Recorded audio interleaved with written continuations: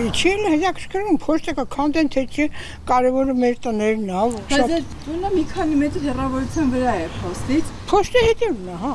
Բայց մեզ հետ կապ չունեմ։ Հայփոստի հենց հետևում բնակվող կինը, որ ներկայանալ չցանկացավ, դեռ չգիտի, որ իր ֆրիկի 5 հասցեում տեղակայված տունը արդեն իսկ կառավարության որոշմամբ ճանաչվել է գերակաշահ։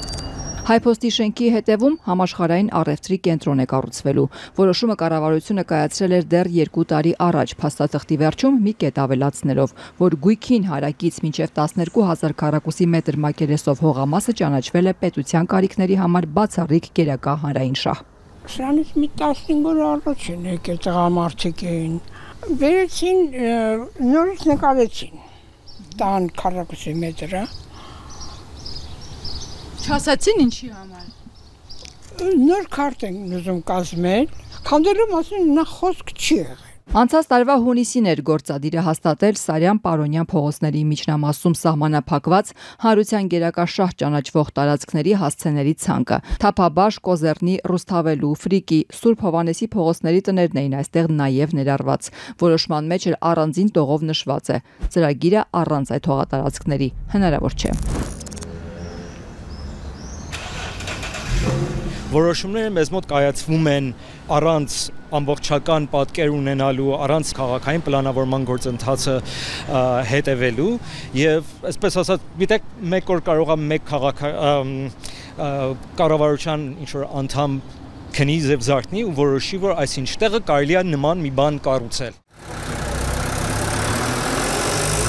Ոչ միայն հարակից տարածքում ապրող մարդիկ, այլ նաև մասնագետները տեղյակ չեն, ինչ է կառուցվելու մայրաքաղաքի հենց սրտում։ Ճարտարապետ Սևադա Պետրոսյանը, որ տևական ժամանակ ուսումնասիրել է փոստի եւ հարակից կոնդի տարածքը, բարձրաձայնում է. որևէ հստակ հաշվարկ արված չէ։ Ինչ ազդեցություն է ունենալու այդ նախագիծը մայրաքաղաքի վրա։ Բավականին ոչ թափանցիկ գործընթաց է։ Դե ունենանք համաշխարհային առևտրային կենտրոն։ Շատ բարի ունենանք, բայց ինչու էստեղ ինչ չափերի եւ այլն, այդ ամբողջ որոշումներ կայաց ու ինչ ազդեցություն կարողանա ունենա ոչ միայն փողոցի վրա, այս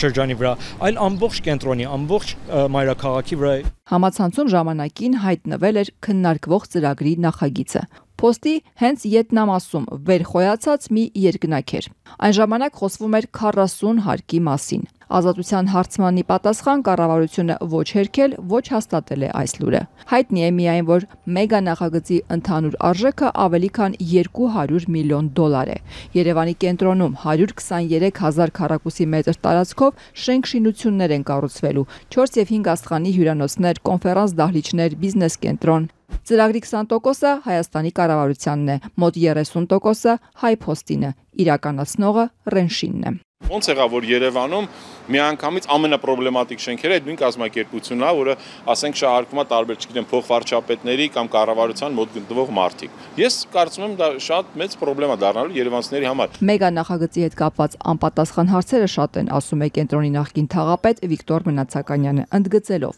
իշխանությունը պետք է բիզնեսմենի ագահությունը զսպող դառնա, այլ ոչ թե թողնի, որ փողը ուտի փոքր կենտրոնը։ Եթե շատ եք ուզում այդ համաշխարհային այդ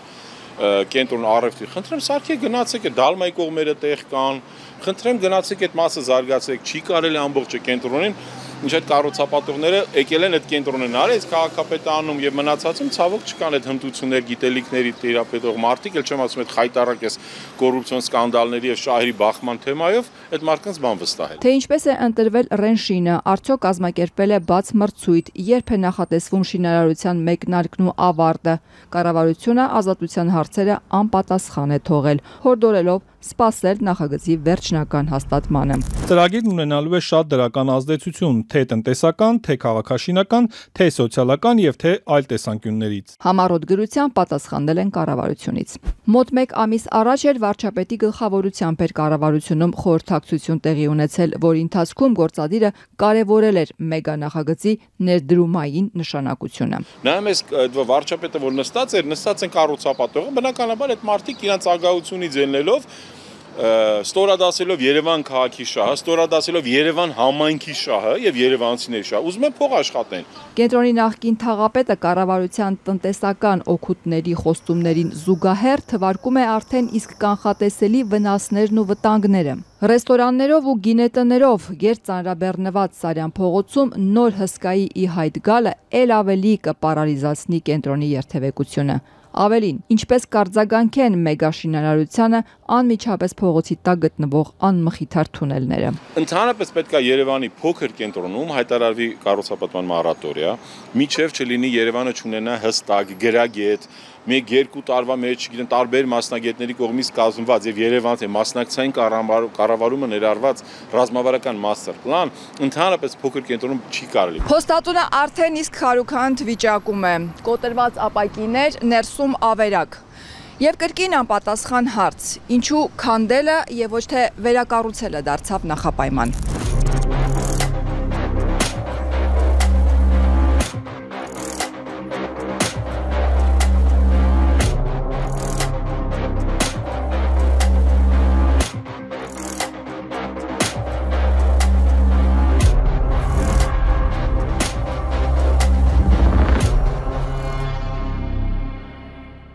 Սրա հեղինակը Էդվարդ Սարապյանը Երևան քաղաքի գլխավոր ճարտարապետն է եղել։ Դուք չեք պատկերացնում ինչքան մեծ բան է դրվել է ժամանակ այս կառույցը։ Ինքը այս մոդեռնիստական այս ճարտարապետությունը շատ հարգի է սաղ աշխարհում էլ Երևանում է դեռ 100 տարի շենքը կարող շատ լավ կարող ես վերանորոգել։ Ընդհանրապես այս հայփոստի շենքը որ ապակիները փոխեց, ինչ որ մոդեռնիզացնես, բայց պայման դրեք, որ շենքը պարտադիր պետքա մնա, որտեղ ասում եմ, սրանից հետո լինելու է Զվարթնոց օդանավականը,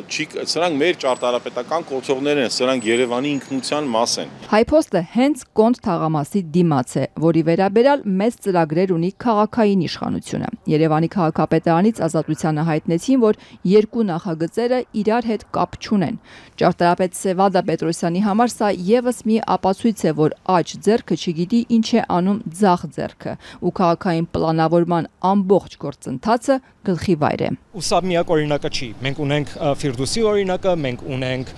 Կոնդի օրինակը, մենք ունենք Կասկադի գլխին ինչ որ համերգասրահ կառուցելու որոշման օրինակը, մենք ունենք ակադեմիական քաղաքը։ Տեսեք, քաղաքը ունի վերջիվերջո հիմա աշխատող թե չաշխատող ունի տարածական պլանավորման փաստաթուղթ, որի մեջ այս բոլոր խոշոր ծրագրերը, որի մասին ես նոր ասացի, որևէ մի ձևով արտացոլված չեն։ Կառավարությունը ինչ որ որոշումներ է կայացնում, որով Կոնդի, ասենք, 1/6 տարածքը օտարվում է մեկ այլ ծրագրի, այսինքն ամբողջ նույնիսկ եթե խոսում ենք Կոնդի մրցույթի այդ շրջանակներում ինչ որ Կոնդի վերակառուցման կամ Կոնդի վերաբերյալ ինչ որ նախագծի, նշանակում է կառավարությունը դեմ է գնում մեկ այլ գերատեսչության, քաղաքային իշխանության արած նախաձեռնությանը։ Հասարակ նույնիսկ կոորդինացիայի տրամաբանություն չի պահպանվում, ել ինչի մասին է խոսքը գնում, եթե մենք խոսում ենք բարդ քաղաքի նման, մայրաքաղաքի նման բարդ մեկ համակարգի մասին։ Ու մինչ երևանցիները անգամ պատկերացում չունեն, թե ինչ նոր հսկա է վերխոյանալու փոքր կենտրոնի հենց սրտում, ինչ տրանսֆորմացիայի է ենթարկվելու հայփոստն ու հարակից տարածքը, հարևան Կոնդի բնակիչները լուր հետևում են այս գործընթացին եւ հիշեցնում. եթե խոստումներին հավատային, մայրաքաղաքի ամենահին թաղամասերից մեկի հատուկենտ բնակիչները մինչև հիմա փոխհատուցումների չէին սպասի։ Տասնյակ տարիների ընթացքում քայքայված Կոնդի վերակառուցման ծրագիրն էլ գոնե սկսված կլիներ։ Սրա ծիծովա գլուխանը որ մեկի հանը։